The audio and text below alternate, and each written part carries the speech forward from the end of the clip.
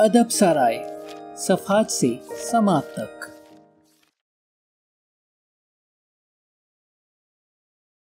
अब तक के साथ और ताउन का शुक्रिया। मजीद ताउन के मुंतजर। अदब सराय एक ही चीज पार्ट 7। नज़्म व ज़ब्त पर मबनी जिंदगी। नज़्म व ज़ब्त पर मबनी जिंदगी ये हमारी तहजीब व सकाफत का इंतहाई मुरव्वज फसाना है जो हमारी माशरत में रच बस चुका है। लियोबा बूटा। ये हमारे माशरे का एक अमूमी नजरिया है कि मुनज़्ज़म शख्स की नज़्म व ज़ब्त पर मबनी जिंदगी गुजार सकता है। ये झूठ है। सच तो ये है कि हमें किसी भी किस्म का मजीद नज़्म व ज़ब्त दरकार नहीं है। अलबत्ता हमें चाहिए कि हम अपनी जिंदगी में मौजूद नज़्म व ज़ब्त को अपनी जिंदगी में अमली तौर पर कुछ बेहतर अंदाज में नाफिज करें। इस अमर के बरक्स जिसे बहुत से लोग दुरुस्त समझते हैं, कामयाबी नज़्म व ज़ब्त पर मबनी कार्रवाइयों और सरगर्मियों का नतीजा नहीं होती। कामयाबी आपसे ये तकाजा नहीं करती कि आप हर वक्त नज़्म व ज़ब्त पर मबनी जिंदगी बसर करें, जहाँ आपका हर फेल मुकम्मल हो और जहाँ नज़्म व ज़ब्त ही हर सूरत हाल का हल हो। दर हकीकत कामयाबी मुख्तसर दौरानिए की एक दौड़ है। एक ऐसी दौड़ है जिसे नज़्म व ज़ब्त मजीद तेज कर देता है ताकि आप दौड़ जीतने के आदी हो जाएं। जब हम किसी ऐसी चीज को जानते हैं जिसे अंजाम देने की जरूरत होती है लेकिन इस वक्त अंजाम नहीं दी जा रही होती, तो इस वक्त हम अक्सर यही कहते हैं, मुझे महज मजीद नज़्म व ज़ब्त दरकार है। दरअसल हमें ये काम करने का आदी होने की जरूरत है और हमें जरूरत है कि हम इस वक्त नज़्म व ज़ब्त के पाबंद हो जाएं कि ये आदत खुद में पैदा कर लें। कामयाबी के मुतल्लिक किसी भी गुफ्तगू में अल्फाज नज़्म व ज़ब्त और आदत बिल आखिर एक दूसरे के लिए लाजिम व मलजूम साबित होते हैं। अगरचे इनके मुख्तलिफ मायने हैं, वो इंतहाई मौसर अंदाज में कामयाबी की बुनियाद तश्कील देते हैं। इस वक्त तक बाकायदगी से कारफरमा होते रहते हैं जब तक बाकायदगी से हमारे लिए कारगर होना नहीं शुरू हो जाते। जब आप अपनी जिंदगी में नज़्म व ज़ब्त पैदा कर लेते हैं तो फिर इसमें कोई शक नहीं कि आप एक मखसूस तर्ज अमल के जरिए काम करने की तरफ रवा दवा हो जाते हैं। इस तर्ज अमल के साथ तवील रफाकत तश्कील दें कि ये आपकी आदत और मामूल बन जाए। लिहाजा जब आप इन लोगों का मुशाहिदा करते हैं जो नज़्म व ज़ब्त के बगैर मालूम होते हैं, तो फिर आप हकीकतन इन लोगों को देख रहे होते हैं जिन्होंने तवील मश्क के बाद अपनी जिंदगी में चंद आदत अपना ली हों। इस तरह वो नज़्म व ज़ब्त के पाबंद अफराद बन जाते हैं, हालांकि वो ऐसे नहीं होते। कोई भी ऐसा नहीं होता। ताहम कौन ऐसा बनना चाहेगा? अगर आप चाहते हैं कि आपका हर फेल नज़्म व ज़ब्त और तरबियत में भट्टी से गुजर कर निकला हुआ, ये ख्याल एक तरफ तो इंतहाई नामुमकिन है और दूसरी तरफ कतई बेजार है। अक्सर लोग बिल आखिर इस नतीजे पर पहुंच जाते हैं, लेकिन कोई मुतबादिल नजर में ना होने के बायस किसी नामुमकिन काम के लिए अपनी कोशिश दुगना कर देते हैं या फिर इस काम से कतई तौर पर दस्तबरदार हो जाते हैं। इन पर बिल आखिर मायूसी छा जाती है और वो नाकामी की तरफ गामजन हो जाते हैं। कामयाब होने के लिए आपको नज़्म व ज़ब्त का पाबंद होने की जरूरत नहीं। दर हकीकत आप अपने गुमान के बरक्स कम नज़्म व ज़ब्त का पाबंद होने के बावजूद भी कामयाब हो सकते हैं। इसकी सादा वजह है, कामयाबी ये है कि एक दुरुस्त काम अंजाम दिया जाए बनिस्बत इसके हर चीज दुरुस्त तरीके से अंजाम दी जाए। कामयाबी का गुर ये है कि दुरुस्त आदत का इंतखाब किया जाए और इस आदत को पक्का करने के लिए खुद में नज़्म व ज़ब्त पैदा किया जाए। बस यही बात है। आपको महज इस कदर ही नज़्म व ज़ब्त दरकार है। जब ये आदत आपकी जिंदगी का एक हिस्सा बन जाएगी, आप एक मुनज़बत शख्स के मानंद दिखाई देना शुरू हो जाएंगे, लेकिन दर हकीकत आप ऐसा नहीं होंगे। जब आप एक ऐसे शख्स होंगे जो बाकायदगी से अपने लिए काम करता हो, क्योंकि आपने इस पर बाकायदगी से काम किया था, आप ऐसे शख्स होंगे जिसने एक जबरदस्त आदत अपनाने के लिए नज़्म व ज़ब्त इस्तेमाल किया। मुंतखब शुदा नज़्म व ज़ब्त रवानी से काम करता है। ओलंपिक तैराक माइकल फिल्प्स मुंतखब नज़्म व ज़ब्त की बेहतरीन मिसाल है।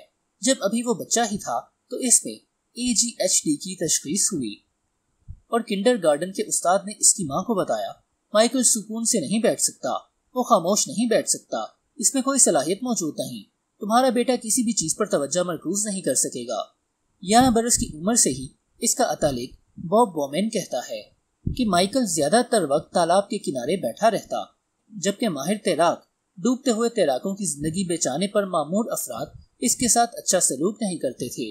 جب وہ بڑا ہوا اسی قسم کا بڑا رویہ بعض اوقات اس میں پیدا ہو جاتا، لیکن اس نے درجنوں عالمی ریکارڈ قائم کیے۔ 2004 میں اس نے ایتھنز میں 6 طلائی جبکہ کانسی کے 2 تمغے حاصل کیے، اور پھر 2008 میں اس نے بیجنگ میں ریکارڈ 8 تمغے حاصل کرتے ہوئے ماہر ترین تیراک مارک سپٹنر کو بھی مات دے دی۔ اس کے بعد 18 طلائی تمغے کسی بھی اولمپک میں زیادہ سے زیادہ تمغے ہیں۔ ریٹائر ہونے سے قبل 2012 کے لندن اولمپکس کھیلوں میں اس کی فتوحات نے تمغوں کی تعداد 22 کر دی اور اسے کسی بھی کھیل کی عالمی تاریخ میں انتہائی محترم اولمپئن کی حیثیت حاصل ہو گئی۔ فیلپس کے متعلق بات کرتے ہوئے ایک نامہ نگار نے کہا، اگر وہ ایک ملک ہوتا وہ گزشتہ 3 اولمپکس میں 12ویں درجے پر ہوتا۔ آج اس کی ماں کہتی ہے، مائیکل میں موجود ارتکاز توجہ کی صلاحیت مجھے حیران کر دیتی ہے۔ رومین کہتا ہے، یہ اس کی طاقتور ترین خوبی ہے۔ یہ سب کچھ کیسے ہوا؟ کس طرح وہ لڑکا جو کبھی ارتکاز توجہ کے قابل نہ تھا اس قدر زیادہ کامیابیاں حاصل کر سکا؟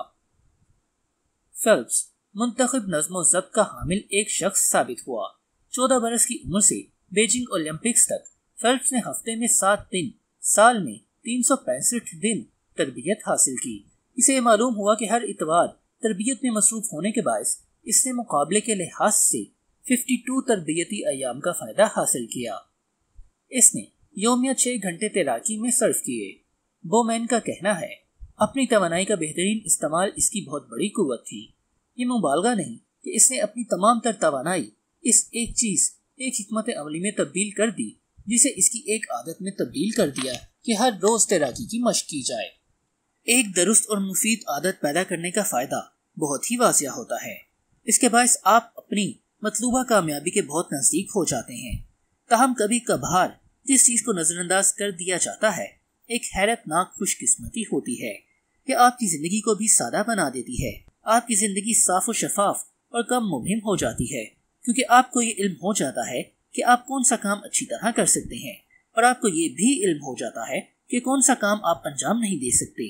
اس سب کا نچوڑ یہ ہے کہ درست عادت کے لیے خود کو منضبط بنانے کا عمل آپ کو یہ موقع فراہم کرتا ہے کہ آپ زندگی کے دیگر شعبوں میں کہیں کم نظم و ضبط اختیار کریں۔ جب آپ درست کام سر انجام دیتے ہیں تو پھر آپ کئی کاموں سے الگ ہو جاتے ہیں۔ مائیکل فیلپس نے تیراکی میں اپنا نقطہ اطمینان دریافت کر لیا۔ وقت گزرنے کے ساتھ تیراکی کرنے کے لیے ایک درست طریقے کی دریافت نے اس عادت کی تشکیل کی جس نے اس کی زندگی تبدیل کر دی۔ نقطہ اطمینان کے لیے 66 ایام۔ نظم و ضبط اور عادت۔ صاف بات تو یہ ہے کہ اکثر لوگ واقعی ان کے متعلق بات نہیں کرنا چاہتے، اور انہیں کون مورد الزام ٹھہرا سکتا ہے؟ میں بھی انہیں مورد الزام نہیں ٹھہرا سکتا۔ وہ تصاویر جو یہ الفاظ ہمارے اذہان میں پیدا کرتے ہیں کچھ سخت اور ناخوشگوار ہوتی ہے۔ محض الفاظ کا مطالعہ بیزار کن ہوتا ہے، لیکن آپ کے لیے ایک خوشخبری بھی ہے۔ درست حکمت عملی دیر پا ثابت ہوتی ہے، اور عادت محض ابتدا میں مشکل ثابت ہوتی ہے۔ وقت گزرنے کے ساتھ آپ کی پیدا کردہ عادت آسان سے آسان ترین ہو جاتی ہے کہ آپ اسے مستقل طور پر اپنا سکیں۔ یہ سچ ہے۔ عادات اپنانے کے لیے کہیں کم توانائی اور کوشش درکار ہوتی ہے، جبکہ انہیں شروع کرنے کی نسبت برقرار رکھنے کے لیے بھی کہیں کم توانائی اور کوشش درکار ہوتی ہے۔ اپنی حکمت عملی کو مستقل بنائیں اور اسے عادت میں تبدیل کر لیں، اور یہ سفر مختلف محسوس ہوتا ہے۔ ایک ایسی واحد عادت اپنا لیں جو آپ کی زندگی کا ایک حصہ بن جائے، اور آپ اپنی توانائیوں کو کم از کم ضائع کیے بغیر اپنے معمولاتی زندگی ادا کر سکیں۔ آپ اپنی زندگی میں نظم و ضبط اپنا کر اسے اپنی عادت بنا سکتے ہیں، اور عادت آپ کے مشکل کام کو آسان بنا دیتی ہے۔ جب کوئی نیا رویہ عادت بن جائے تو اسے قائم رکھنے کے لیے ڈسپلن چاہیے ہوتا ہے۔ اس لیے آپ کو کب تک یہ نظم و ضبط برقرار رکھنا چاہیے؟ یونیورسٹی آف لندن کے محققین نے اس سوال کا جواب دیا۔ سن 2009 میں انہوں نے ایک سوال پوچھا، ایک عادت اپنانے میں کس قدر وقت صرف ہوتا ہے؟ وہ اس لمحے کی تلاش میں تھے جب ایک نیا رویہ یا عادت از خود کار فرما ہوتی ہے۔